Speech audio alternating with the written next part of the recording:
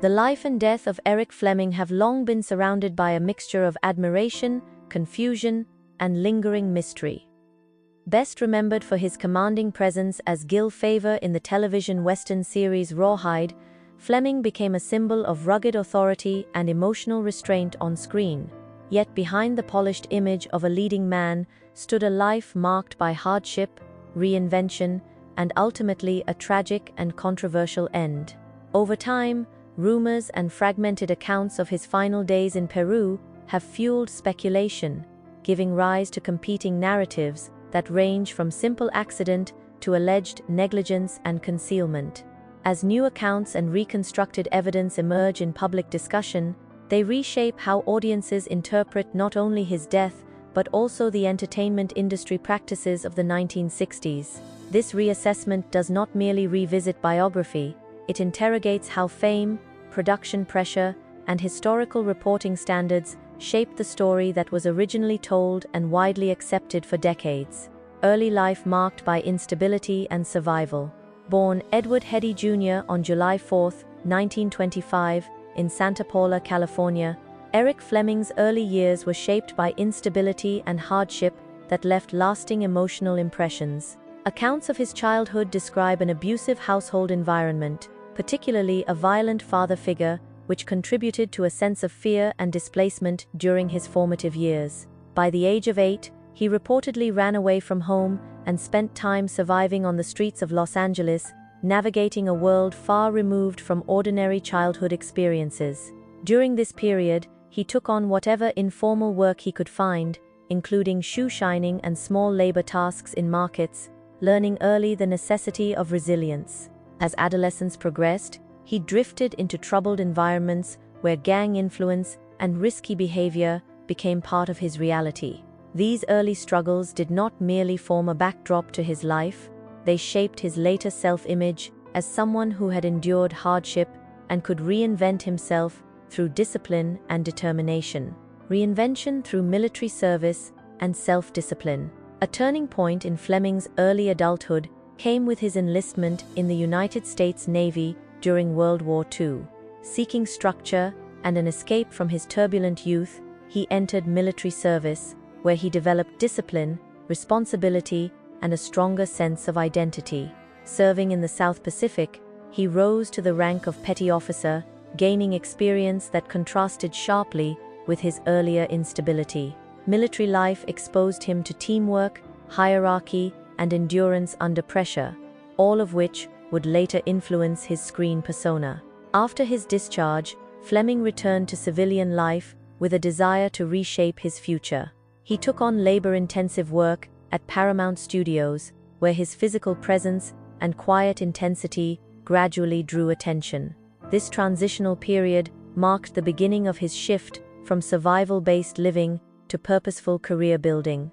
Acting classes followed, and with training came refinement of his emotional range and performance skills, setting the stage for his entry into film and television. From small roles to a defining television breakthrough, Fleming's early acting career developed gradually through small television and film appearances in the 1950s, where he built experience in supporting roles across various productions. He appeared in anthology series and Western-themed programs, slowly establishing a reputation for reliability and strong screen presence. While these roles were not immediately leading positions, they allowed him to refine a restrained yet authoritative acting style that suited the emerging television Western genre. His breakthrough came when he was cast as Gil Favor in Rawhide, a CBS Western series that premiered in 1959. As trail boss of a cattle drive, his character embodied leadership, moral steadiness, and emotional control under pressure. The role positioned him at the center of a popular and long-running series, elevating him to household recognition. His performance also provided narrative grounding for ensemble dynamics, particularly his interactions with younger characters, which helped define the tone and structure of the show throughout its early success. Internal tensions and cast restructuring in Rawhide. As Rawhide progressed into its later seasons, behind-the-scenes pressures began to influence creative and casting decisions. ratings fluctuations and network expectations placed increasing strain on production leadership, leading to discussions about revitalizing the series format. Eventually, a decision was made to restructure the cast in an attempt to refresh viewer interest and adjust the show's direction. This resulted in the dismissal of several long-standing cast members, including Eric Fleming, whose role had been central since the series began. Supporting actors such as Sheb Wooley and others, portraying trail crew members, were also removed as part of the broader shift. The rationale behind these changes was largely strategic, focusing on cost efficiency and narrative reinvention. However, the sudden nature of the dismissals generated surprise within the industry and among audiences, who had come to associate the ensemble cast with continuity and emotional investment. The restructuring marked a significant turning point in the series' trajectory, a shift in leadership and the decline of series identity. Following the departure of Fleming, the series underwent a notable transformation in its narrative structure. Clint Eastwood, who had previously played Rowdy Yates as a younger supporting character, was elevated into a leading role. While this decision aimed to preserve continuity, it altered the established mentor-protégé dynamic that had been central to the show's appeal. Eastwood himself reportedly expressed uncertainty about the abrupt transition, recognizing that the chemistry between his character and Fleming's had been a defining feature of the series. Without the stabilizing presence of Gil Favor, the storytelling tone shifted, and the show's identity began to change in ways that were not universally received by audiences. Although production continued with shorter seasons, the overall momentum of Rawhide weakened. The absence of its original lead contributed to a gradual decline in viewership, and the series eventually concluded shortly thereafter, marking the end of its long run on television. Post-series career efforts and industry reintegration. After leaving Rawhide, Fleming sought to diversify his career beyond the Western genre that had defined much of his public identity. He secured a supporting role in the 1966 film The Glass-Bottom Boat, a light romantic spy comedy that allowed him to explore a different tone and character type. In this production, he played a suave and composed figure within a comedic espionage narrative, demonstrating adaptability beyond rugged frontier roles. He also made guest appearances on popular television series of the time, including Bonanza, where he portrayed complex characters in morally charged storylines. These roles highlighted his ability to shift between antagonistic and sympathetic figures, reinforcing his range as an actor. Despite these efforts, his career trajectory remained closely associated with Western television, limiting broader reinvention. Nevertheless, his performances during this period indicated an actor still actively engaged in evolving his craft and seeking new opportunities within a competitive entertainment landscape. Notable television performances and expanding range.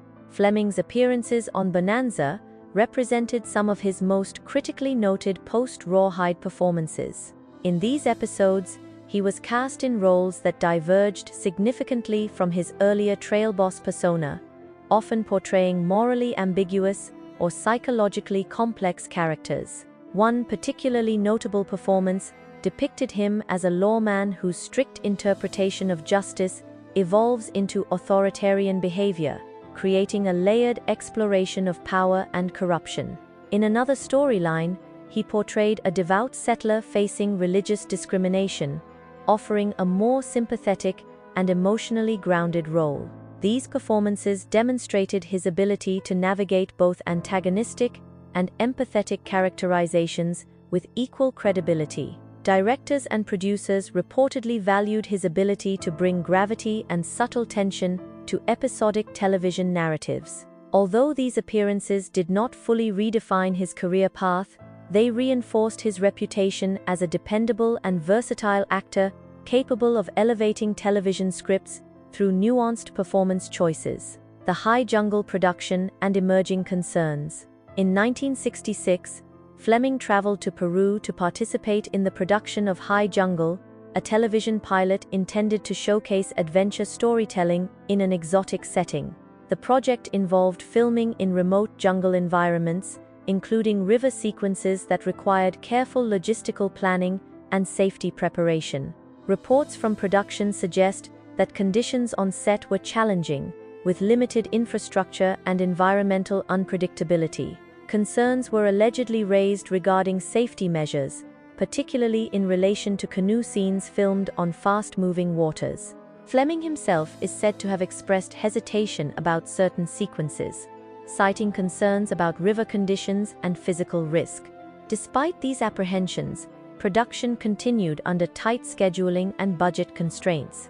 The combination of environmental difficulty, limited safety equipment, and production pressure created a high-risk working environment. These circumstances later became central to discussions about whether the incident that followed was a purely accidental event or the result of inadequate production oversight during a demanding shoot. The final day and conflicting accounts of the incident. On September 28, 1966, during filming on the Hualaga River, a canoe sequence involving Fleming and co-star Nico Minados resulted in a fatal accident. The craft reportedly overturned in turbulent waters, leading both actors into the river's strong current. While Minados managed to reach safety, Fleming was swept away and disappeared downstream. Initial reports described the event as a drowning accident, but details varied across accounts, contributing to early confusion. Over time, inconsistencies in production supervision, equipment adequacy, and scene execution raised questions about how the situation was managed. Some narratives suggest repeated takes and fatigue may have contributed to heightened risk at the moment of the incident. The lack of immediate recovery of Fleming's body further intensified uncertainty, as search efforts continued for days under difficult conditions. These conflicting elements became the foundation for later reassessments of what occurred, shaping an evolving narrative that extended beyond the original official explanation.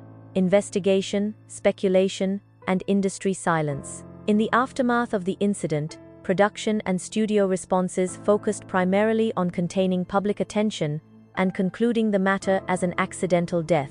Official statements emphasized drowning in difficult natural conditions, while broader production details remained limited.